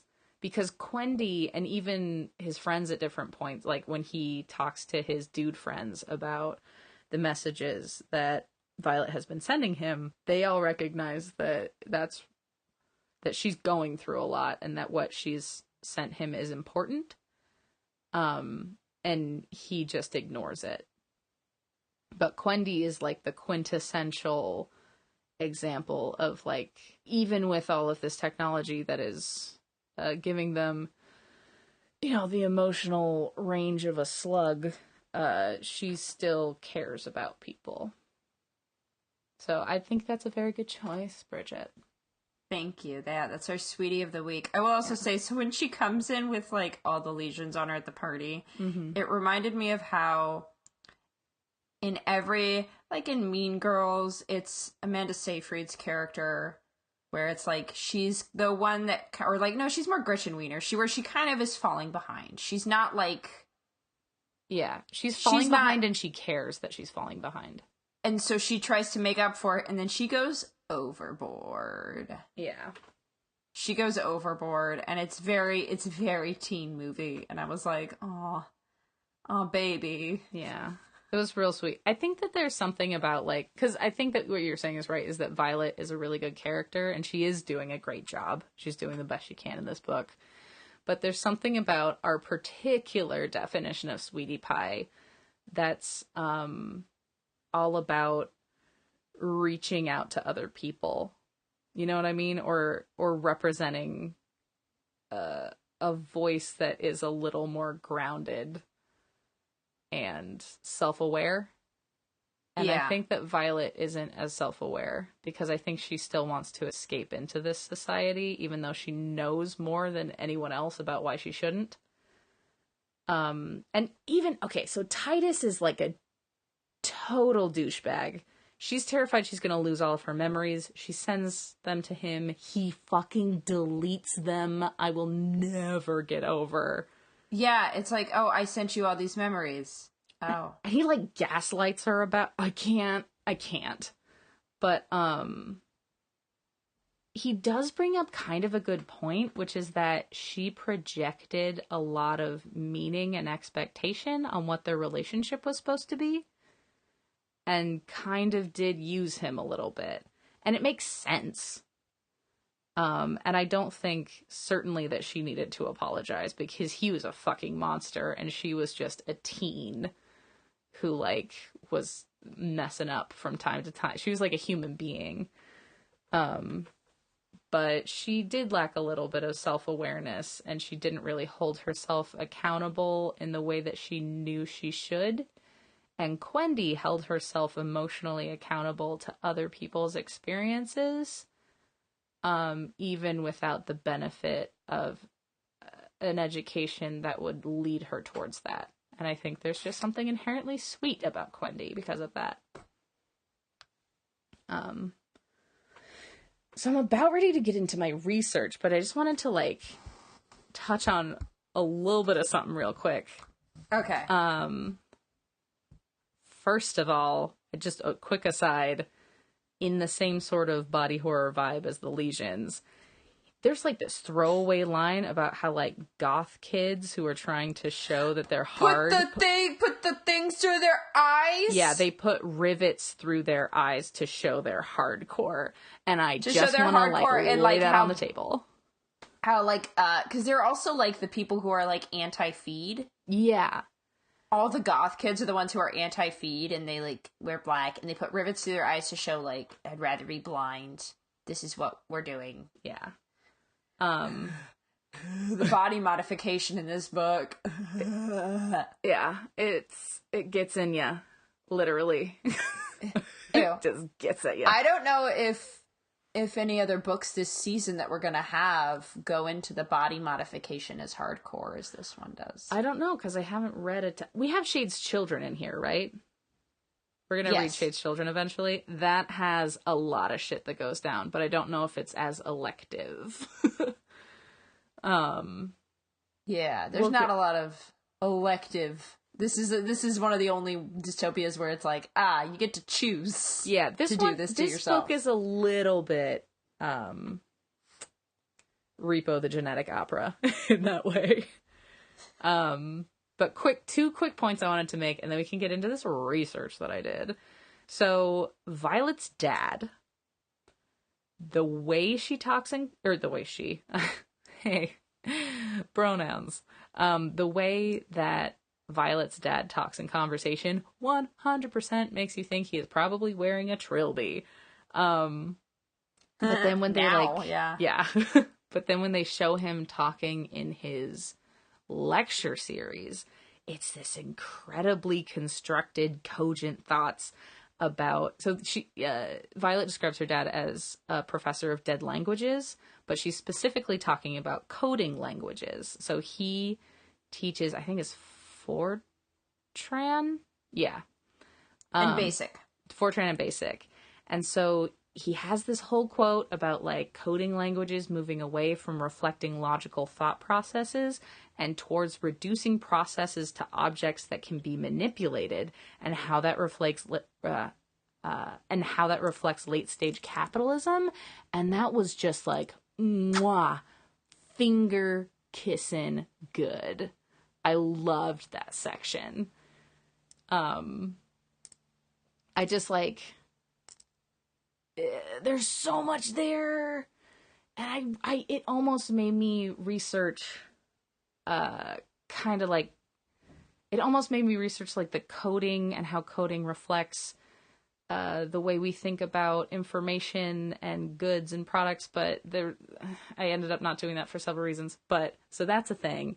And also just in terms of like good writing, that delayed gratification scene we talked about, where she talks about delaying her gratification, and like the playful scene of Violet and Titus wandering through the mall and fucking with their consumer profiles, the way that came back as like this thing that you are told is like a beautiful, quirky, lovable thing about her is the reason she can't get a corporate sponsor to fix her feet and save her life, because she cannot be reliably marketed to, is wrenching.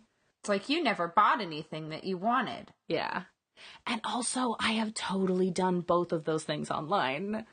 I went through this like 1 week where anytime I saw an ad on Facebook, I would say that I didn't want to see it in my feed anymore. And it was back when you still had like, you could type in a reason why. And I miss those days. I just sent like Mean Girls quote after Mean Girls quote as reasons I didn't want to see them. And Facebook got so confused that it narrowed it down to like, okay, the only thing we know about her is that she is single. So dating site. She doesn't want the dating sites. She keeps responding with Mean Girls gay dating site. Gay. No, she doesn't want that either. Cheez-Its all the way down. And all I had were Cheez-Its ads for like 2.5 months. I mean, that's the ideal. It was incredible. See, it did not make me buy Cheez-Its. Those white cheddar ones are real good, though. They kind of make you feel like, well, this is like the Cheez-Its that rich kids get.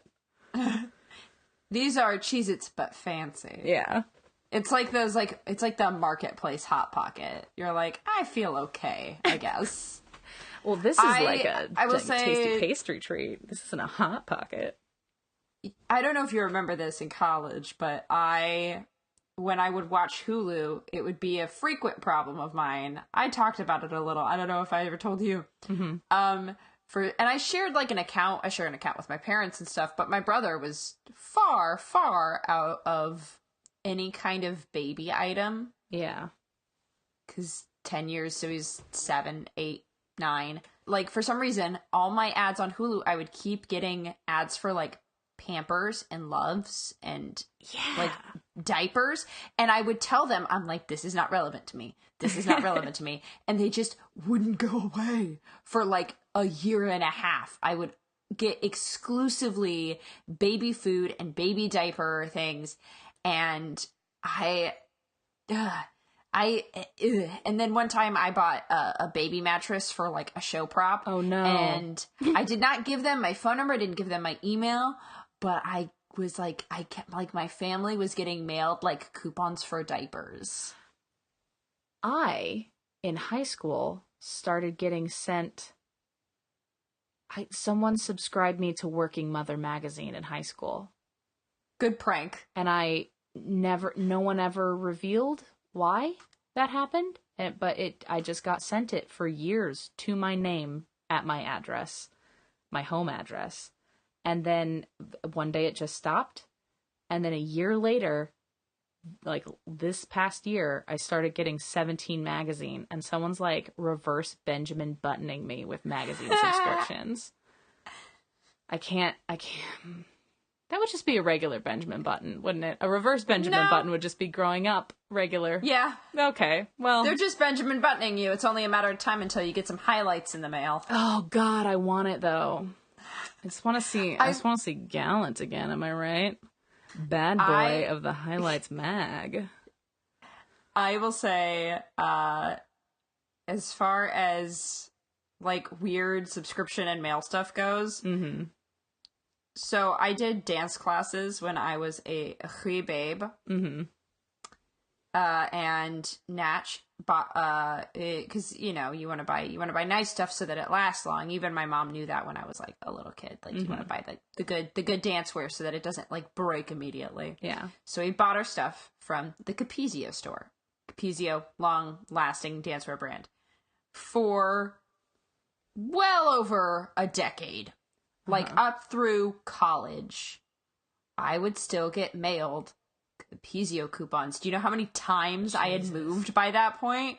And with my name, like, Bridget Sievers, there's a Capezio in your area, in case you didn't know. And I'm like, I have not danced. Bridget, we fucking found you. I have not. I dance no more. Yeah, no, Capezio, man, I don't know what kind of shit they're on. They're on some next level tracking software. Yeah. I will say a weird side effect of this particular podcast, like this particular episode, because of the book we read, is we've mentioned more brands in this episode than any other one, because we're just talking about our interactions with brands. Which is interesting considering our host episode. Yeah. We're really trying to top ourselves. Would you like to hear the research for this week? I would love to hear the research for this week. Okay. So this is... Is this It Could Happen?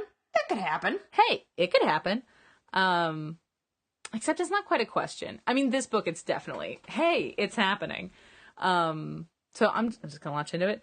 The hard thing about finding a topic for this particular book is that, unlike the host, which just took as much science and real life stuff out as possible, there's so much you could do in this book in terms of researching what aspects of it are real. So the only thing I could really use as a metric for narrowing down the topic was that the basic structure of the setup of the dystopia of, like, a republic taken over by corporate autocracy, causing existential dread-inducing environmental destruction. Girl, we live that. So we don't really We there. need It's proof. happening. So, octopuses are running from the ocean. We're fucking there.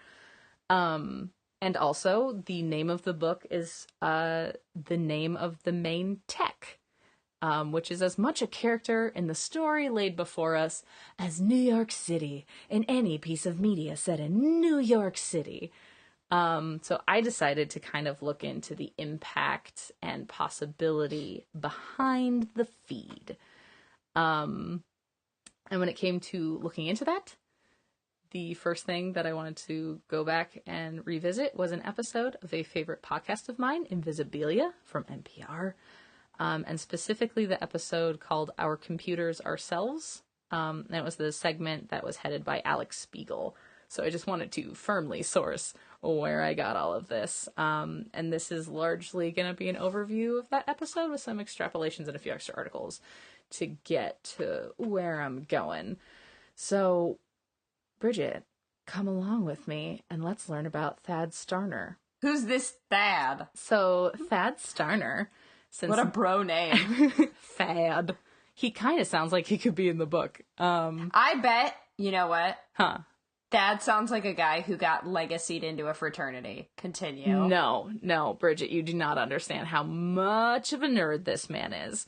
Since 1993, Thad Starner has worn a prosthetic computer called Lizzie, running a program that he calls the Remembrance Agent, for everything but sleeping, showering, and his wedding. And at the time of the Invisibilia broadcast, which I believe was last year, that equaled 21 years of wearing and constantly, in waking life, integrating with a computer. And he got married. Amazing. He made it. So can we. But so he grew up in Amish country. He was the technical lead on Google Glass. And he fucking loves his computer named Lizzie. He wears it all the time. And as he's talking to people, he takes notes on topics both personal and professional.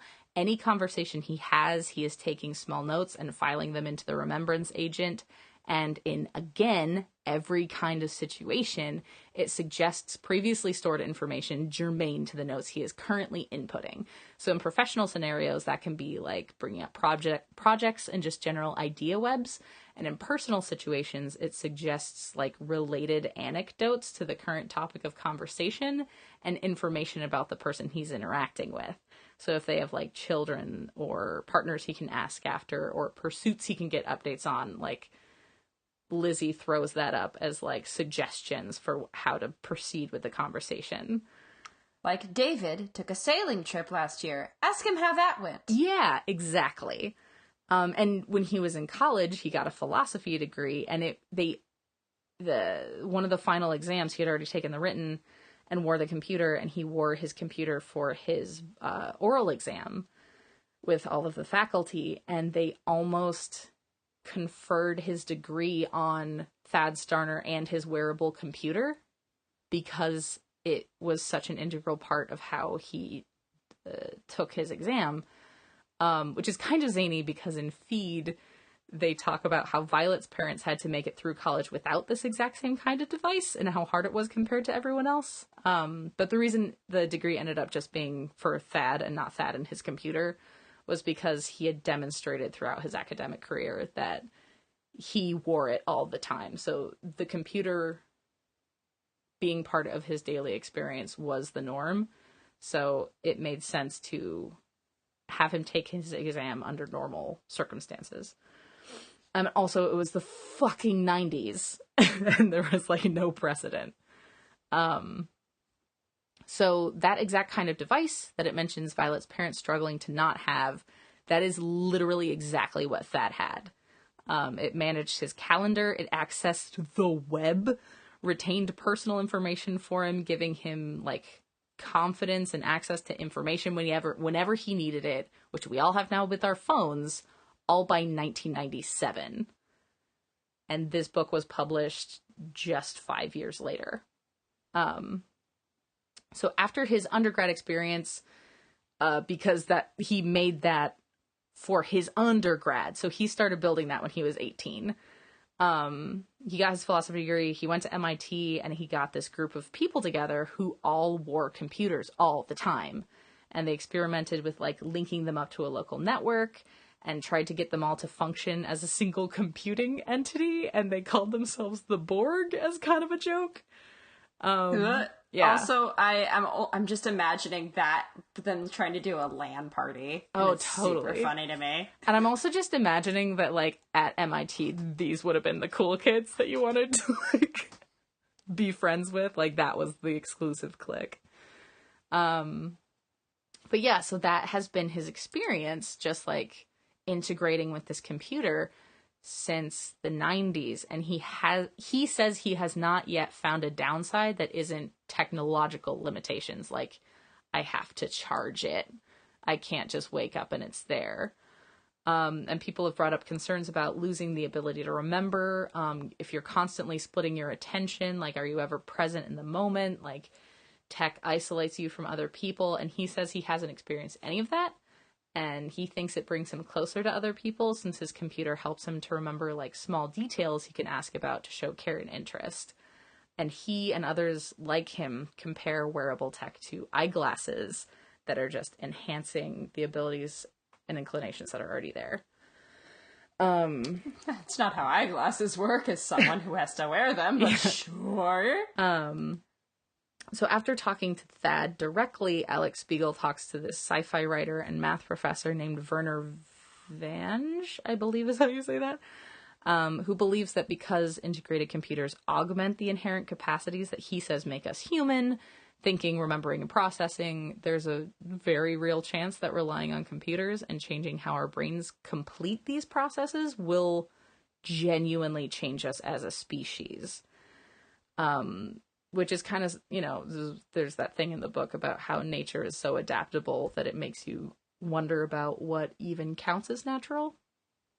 And Spiegel also talks to a woman named Maggie Orth, who went to MIT with Thad Starner, and she was the person who repaired and constructed a lot of the computers for that group of friends who all wore computers all the time. And Orth recently left working in the wearable tech field, specifically because the invisibility of the integration made her uncomfortable. So her whole thing was like, when you can't see the line between what is inherent to yourself and what is influence from technology you're interacting with, you're vulnerable to like stealth manipulation from whoever programmed the tech.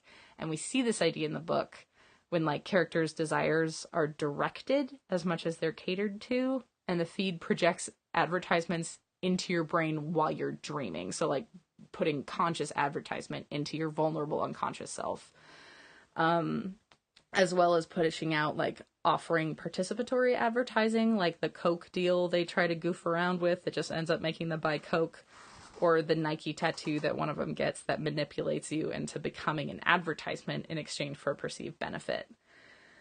So all that to say that, like, I started this research kind of looking into wearable tech, but it ended up becoming more about the line of invisible integration.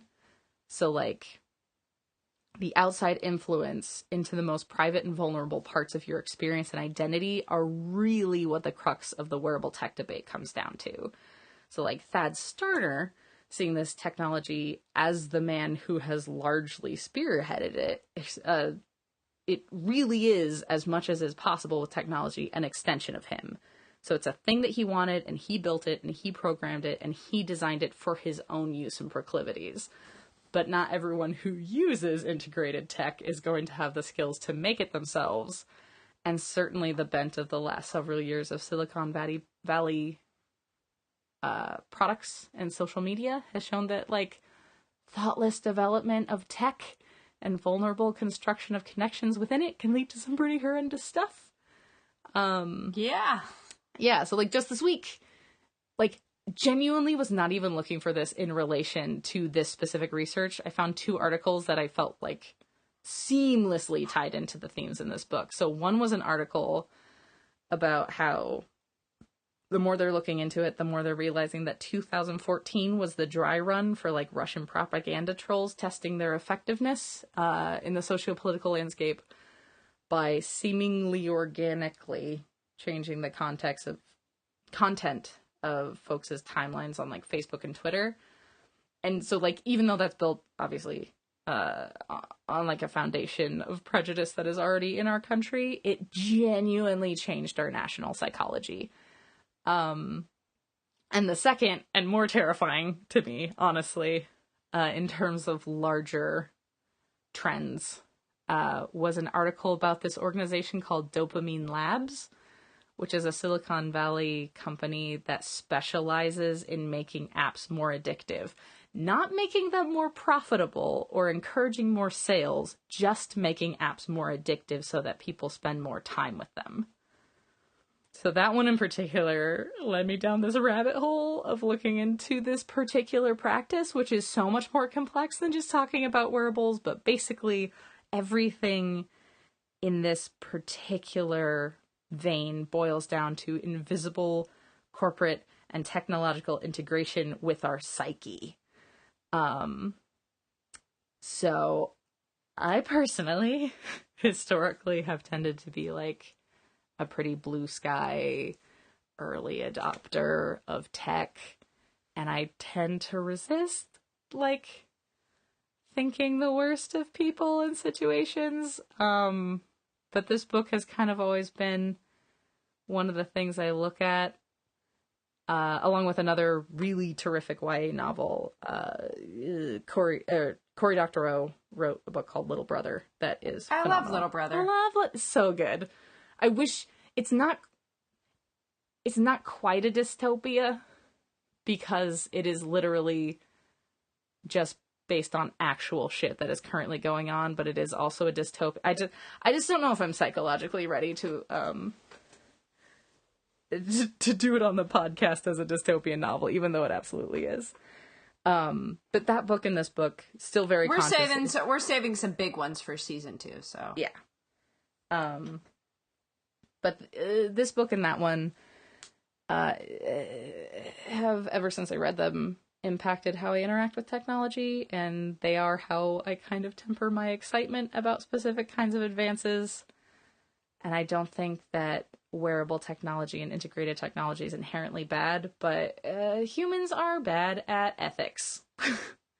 Oh, yeah. And super bad. Because of that, and because of, I mean, the technology that currently exists is so insidiously integrated with our lives and how we think, even if it's not physically in our brains yet, like it is in the book, that I think on the front of, hey, it could happen.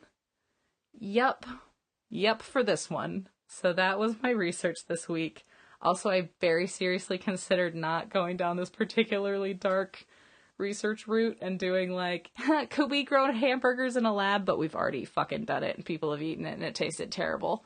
So I was thinking along the lines of, and this would be an interesting thing to do on your own, dear listener, is to, because I know I like gross medical research. It's my shit. It's my jam. About the whole fact that it affects, it's like the feed is attached to your limbic system. So if the feed shuts down, your basic functions shut down. Yeah. It was pretty so horrifying. Tied into your neural network. Yeah. And you have it installed when you're a baby, so you never don't know it. Yeah. It's you should read this book, audience. If you listen to this without reading it, you should give it a shot. Because it's a quick read. It's a very quick read. I probably read it in like under 3 hours. But I'm also going to say, I'm not going to spoil it, but Bridget and I very specifically protected one particular aspect of the story from being talked about on this podcast. And it's very good. It's very good. It's one of the funnest things about the book, I think. That the scene that we are specifically not going to talk about is one of my favorite in the whole book because it feels like the most natural conversation and it's just fun and it's funny. And we wanted it to unfold naturally for you when you read it. So know that there is a secret little treat in the book for you that's waiting. That we withheld from ourselves the treat of talking about. So please read it. We can't enjoy this bite-sized pecan pie of a conversation in a book, but you can, dear listener. Oh, just treat yourself to the melange of flavors. Shoot, I forgot to pull up what the next book is. Do you know off the top of your head? I do, because if I remember correctly, it's one of my favorite books. It's Shades of Grey by Jasper Fjord. Is that the next one? I think it is. I thought it was the terrible one. No, because that's another young adult novel that we're doing. Oh yeah, we flipped them. I didn't flip them on the document. Okay, so yes. Shades of Grey. Yeah, so I'm really glad we're trying to balance. We're trying to bounce back and forth between young adult and adult novels, so that we can kind of showcase the fact that not all adult novels are great, not all young adult novels are great, and there's an equal balance of both. But Shades of Grey is super, super fantastic. God, it's just so good. I'm so excited to talk about it. I've never read it before, so I'm looking forward to experiencing this. Shades of Grey currently is a lone book. There is supposed to be a sequel incoming. It's supposed to have come out already, but he was too busy writing kids' books. Appalling. Love you, Jasper. But he said it's going to come out. The sequel is going to come out in 2019. I'm going to hold him to it because I really want it. God, this book is so good. I'm very excited to talk about Shades of Grey. Cool. Well, we look forward to seeing you in 2 weeks, guys. Until next time. Oh, what was it we signed off with? Oh, Your great fuck estate? No, that rhymed. I didn't mean to rhyme. I take it all back. I'm very sorry. No, I liked it. Your great fuck estate. I would like you to deliver it and tell me how you feel saying it. You're great. Fuck the state. Ah, you sold it. You nailed it. I didn't. All right. Bye, guys. Bye, guys. Thank you for listening to Could Be Worse. If you enjoyed the episode, please consider subscribing, rating, and reviewing our podcast on Stitcher, Google Play, or the iTunes Store, or wherever you get your podcast. We're trying to make sure we're available to whoever would like to listen, so if you don't see us on your favorite podcast venue, please let us know. You can check out our website at couldbeworsepod.com, follow the podcast on Twitter or Facebook with the handle @couldbeworsepod, and check out more from your humble and loving hosts on Twitter and Instagram at the handles @magnesiumqueen for Bridget and @Caitlin Obum for me, your good buddy Caitlin. Immense thanks and credit to musical artist Dexter Britton for making his inestimable instrumentals Wonderland and Waking Up available under Creative Commons over at the Free Music Archive. Thank you for listening, and we will see you again in 2 weeks.